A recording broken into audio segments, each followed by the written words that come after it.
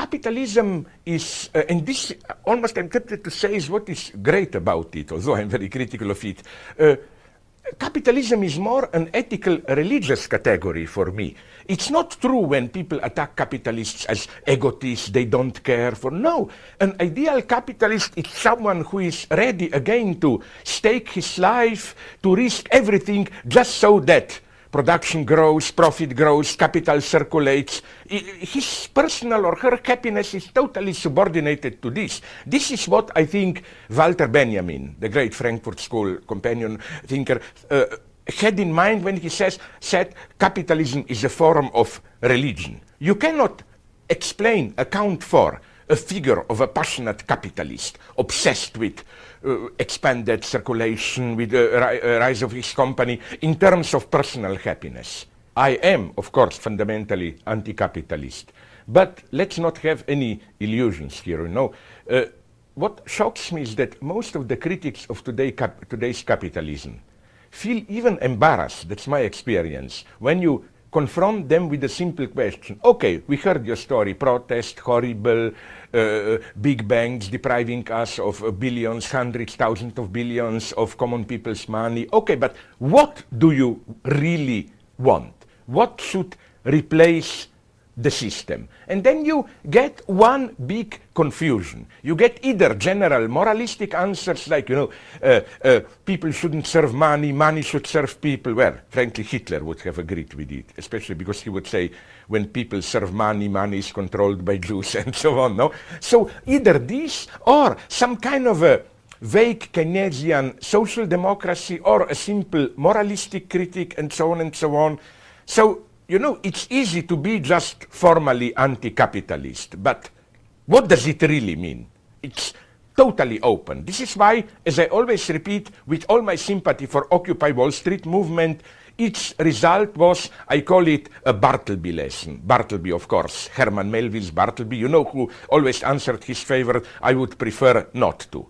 The message of Occupy Wall Street is, I would prefer not to play the existing game. There is something fundamentally wrong with the system, and the existing forms of institutionalized democracy are not strong enough to deal with problems. Beyond this, they don't have an answer, and neither do I. For me, Occupy Wall Street is just a signal. It's like clearing the table. Time to start thinking. The other thing, it's a little bit boring to listen to this mantra of capitalism is in its last stage. When this mantra started, if you read early critics of capitalism, I'm not kidding, a couple of decades before French Revolution, in late 18th century. Now the miracle of capitalism that it's rotting, in decay, but the more it's rotting, the more it thrives, So let's confront the serious problem here. Also, let's not remember, and I'm saying this as some kind of a communist, that the 20th century alternatives to capitalism and market miserably failed. Like, okay, in Soviet Union, they did try to get rid of the predominance of money market economy. The price they paid was a return to violent, direct master and servant direct domination. Like, you no longer were even formally free. You had to obey orders, a new authoritarian society. And this is a serious problem.